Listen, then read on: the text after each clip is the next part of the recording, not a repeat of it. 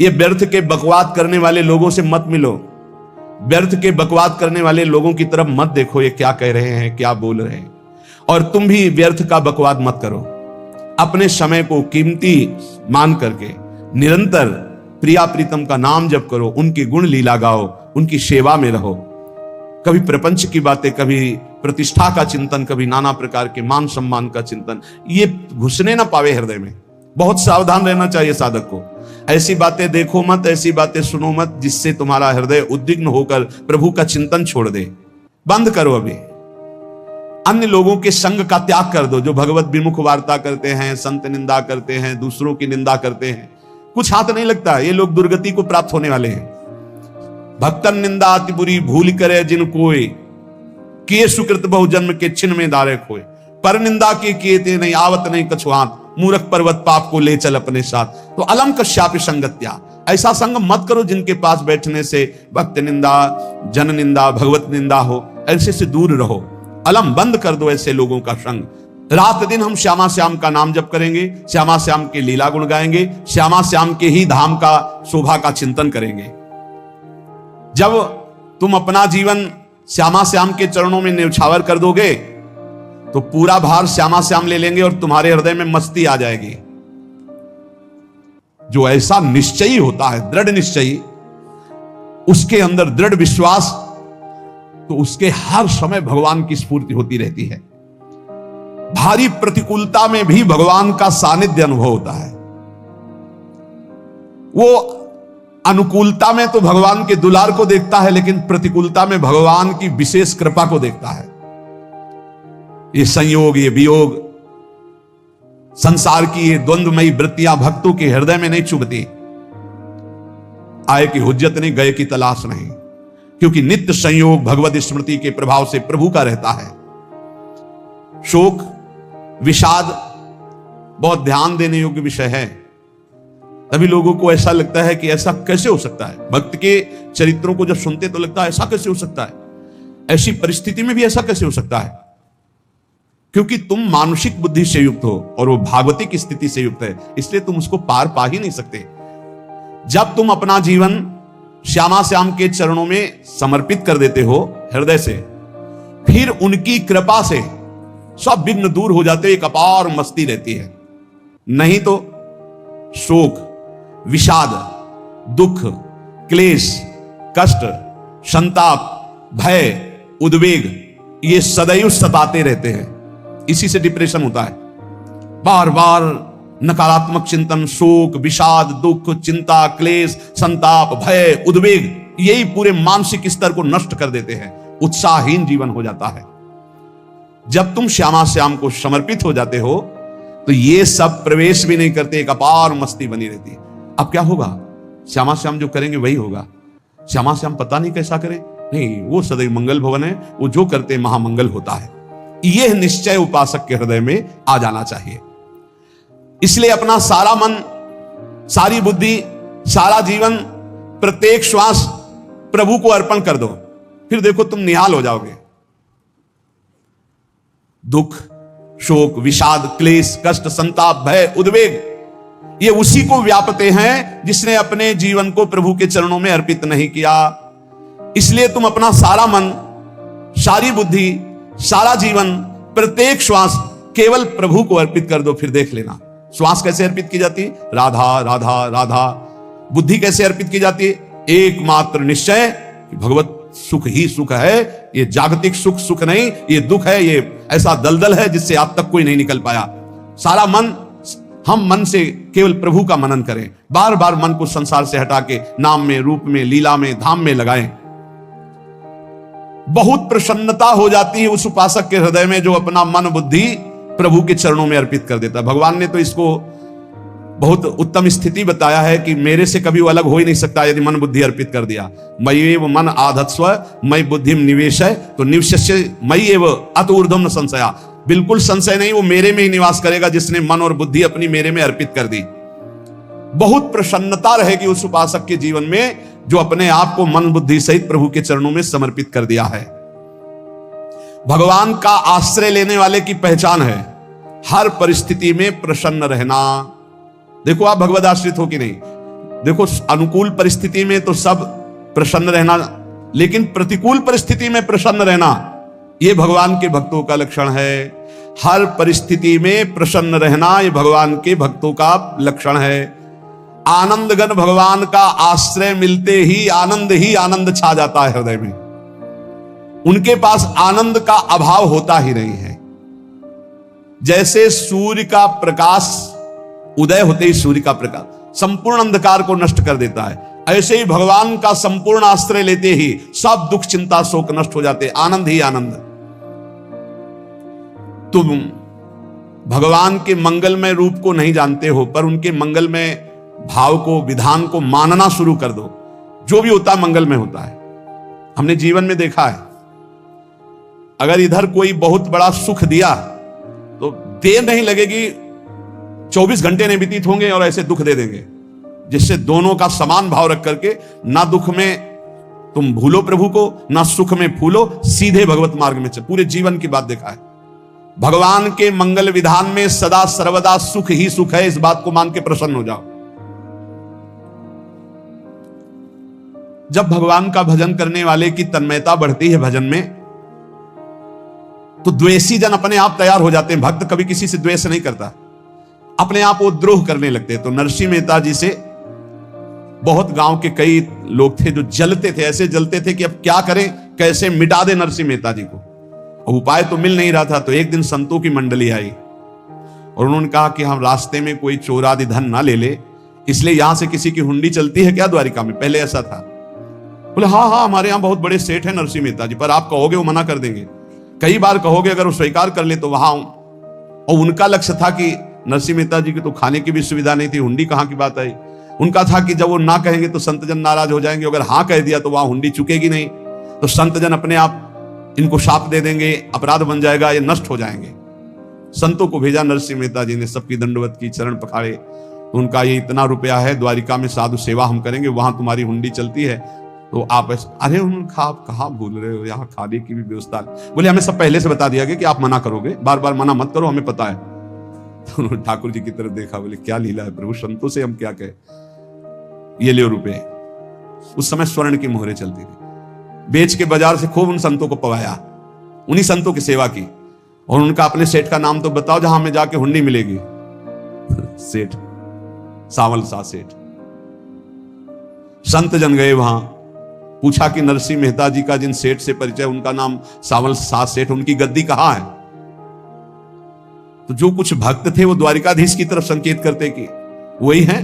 बोले नहीं नहीं, वो सेठ है, उनकी गद्दी चलती थी पूरी बाजार में कहीं कोई।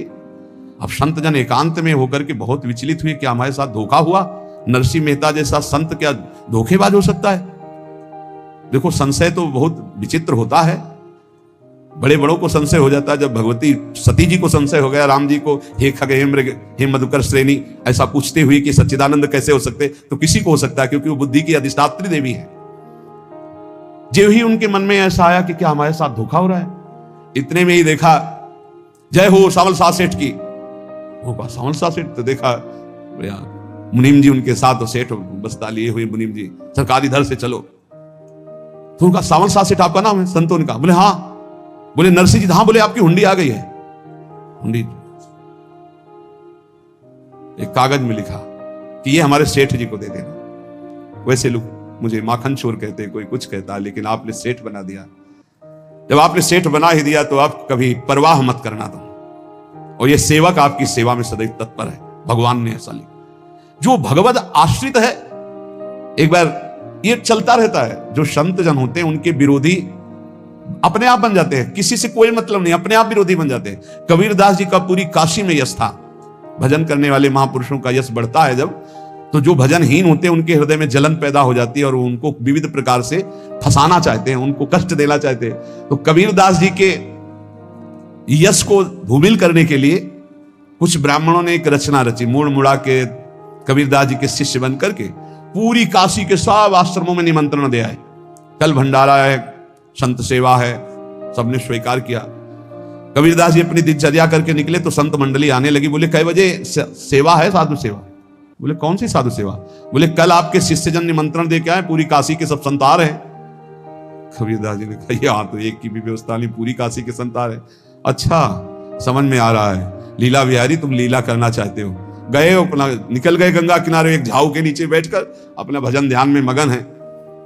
11-12 बजे तो उन्होंने देखा संतों की मंडली अब काशी तो बहुत, कबीरदास जी ने देखा कि आश्रम की, तो बोले पता नहीं क्या होगा, चलो चलते हैं। तो ऐसे गमछा वस्त्र करके ऐसे डालकर मुंह ढक करके, वहां बड़ी बड़ी पंगत लगी थी। कबीरदास जी सबको पाओ जी पाओ, कबीरदास जी के रूप में स्वयं भगवान पाओ जी। कबीरदास जी ने कहा अच्छा जब स्वामी परस रहे तो हम भी बैठ के पा ले। तो जब उसी पंगत में बैठ गए अपना कपड़ा ढक करके, और जब मोहरे की दक्षिणा दे रहे थे सब लोग कि वाह कबीरदास जी ने आज तो साधु से सबको। जब कबीरदास जी के सामने आए तो ऐसे मुंह ढके, बोले देखो जो मेरा होता है उसे मुंह छुपाना नहीं पड़ता, मुंह ढकना नहीं पड़ता, लो दक्षिणा, तुम भी दक्षिणा लो। कबीरदास जी को कबीरदास जी दक्षिणा दे रहे, वो कबीरदास जी है भगवान, और ये पाले वाले कबीरदास जी है भगवान के जन। कभी भगवान अपने, अरे जमाने जोर लगा ले, कितना जोर लगाएगा, भक्त और भगवान का झंडा कभी न झुकने पाएगा। बिल्कुल चिंता शोक भय उद्वेग रहित जीवन भगवद आश्रित, तुम भगवान के मंगल विधान में सदा सर्वदा प्रसन्न रहो। अब ये विचार कर लो कि भगवान जो करेंगे तुम्हारा मंगल करेंगे। अब थोड़ा ऐसा बीच में लगता है कि अमंगल हो रहा है क्या, लेकिन पक्का समझो बहुत बड़ा मंगल उनका विधान होता है, बहुत ही उत्तम मंगल होता है भगवान के शरणागत का। भगवान हमारे विचारों वाले नहीं है, हमारे विचार प्राकृतिक है, भगवान के विचार चिदानंदमय हैं। वो अपने विचार से हमारा मंगल करते हो, हम अपने विचार से मंगल चाहते हैं। भगवान के विचार से मंगल ही हमारा होगा, इसलिए कभी हमको चिंता शोक भय नहीं करना चाहिए। भगवान की ओर से कभी तुम्हारे लिए ऐसा विधान नहीं होगा कि तुम दुखी हो जाओ, बस तुम्हारी सोच हो सकती है, उसका परिणाम बहुत मंगल होगा। जगत की ओर से निराश हो जाओ, किसी से आशा मत रखो, फिर आप देखो आपका जीवन कैसा आनंद में व्यतीत होता है। ये जो जगत की आशा है यही दुख प्रदान करती, सच्ची जगत की आशा ही दुख प्रदान करती है। अगर जगत से कोई संबंध न रखा जाए और भगवत भाव में रहकर तो बहुत अच्छा जीवन चलेगा। अपने कर्तव्य का पालन करो, परिवार को भगवत स्वरूप मानकर पोषण करो, किसी से कोई संबंध मत रखो, कोई आशा मत रखो, यही अध्यात्म सिखाता है। अपने आप भगवत स्वरूप, सबका व्यवहार मंगलमय और आपका जीवन मंगलमय। अपने घर में ऐसे रहो जैसे किसी अतिथि के घर में रह जाता है, चलना है यहां से जाना है। कौन रहता है अपने घर में अतिथि की भांति? भगवान का भक्त। जाना है यहां से, अपनी प्रिया प्रीतम के पास जाना। ये हमारा घर नहीं है, यहां तो हम समय व्यतीत कर रहे हैं, अपनी आयु व्यतीत कर रहे हैं भगवत आराधना करते हुए। हमें जाना है प्रिया प्रीतम के पास। वास्तविक घर भगवान का धाम है हमारा, वास्तविक घर वाले प्रभु हैं हमारे। जो नित्य सच्चिदानंद भगवान के चरणों में अपने चित्त को समर्पित करता रहता है, उसको यह अनुभव होने लगता है कि बड़ी कृपा है हमारे ऊपर, भगवान की बड़ी कृपा है हमारे ऊपर। सर्वसमर्थ परम सुहृद भगवान ऐसे भक्त के ऊपर हर समय वरद हस्त रखे रहते हैं। यह केवल प्रवचन नहीं, सच्ची बात मानिए। ऐसे भगवान का वरद हस्त हर समय रहता है।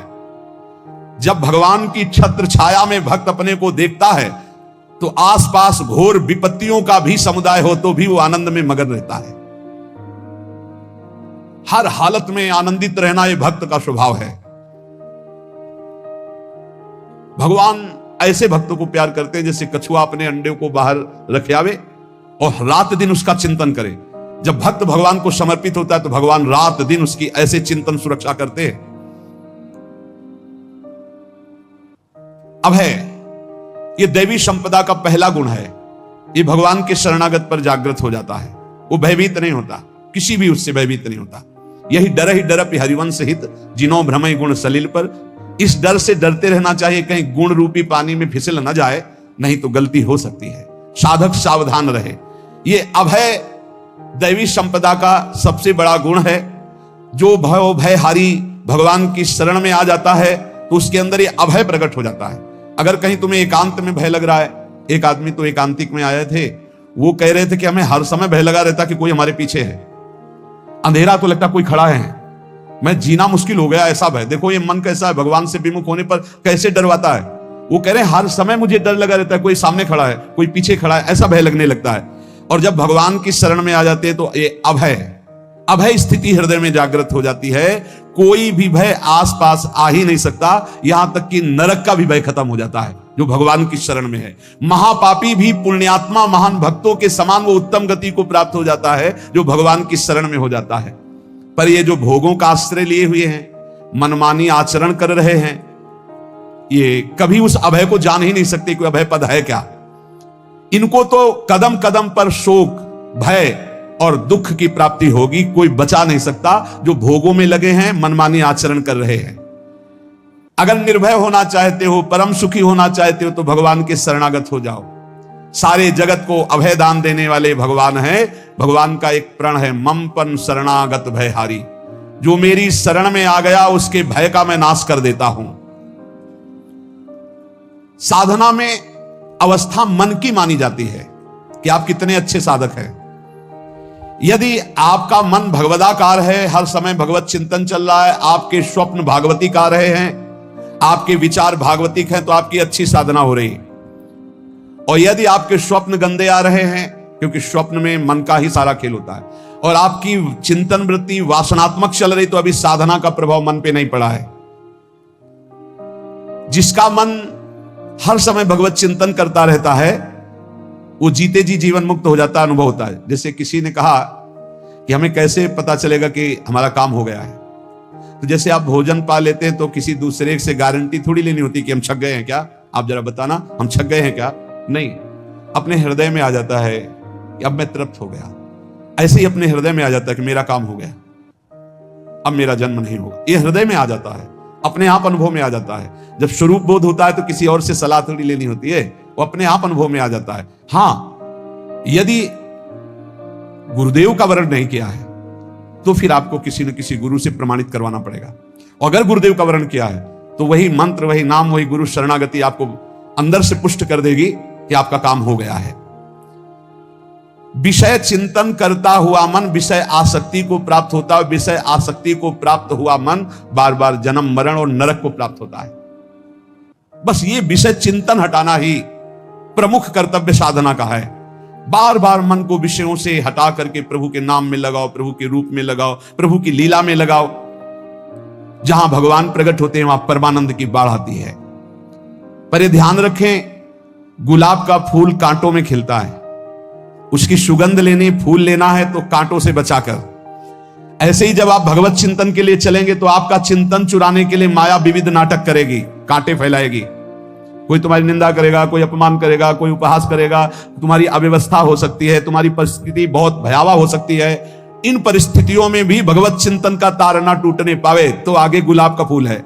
जैसे कांटे से बचाकर गुलाब का फूल लेते हैं और भगवत अर्पित करके सौरभ का सुख लेते हैं, ऐसे ही भगवान के प्रेमानंद का अनुभव करने के लिए संसार के कांटों से बचना होगा। और खिलेगा यही फूल संसार में ही, मनुष्य देह में, और योनियों में नहीं। भगवत प्राप्ति स्वर्ग में नहीं होगी, इसी मृत्यु लोक में होगी।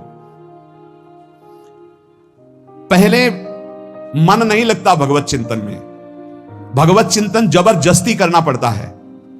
भगवत चिंतन जे ही प्रारंभ करोगे ते ही बहुत बाढ़ आ जाएगी पाप चिंतन की।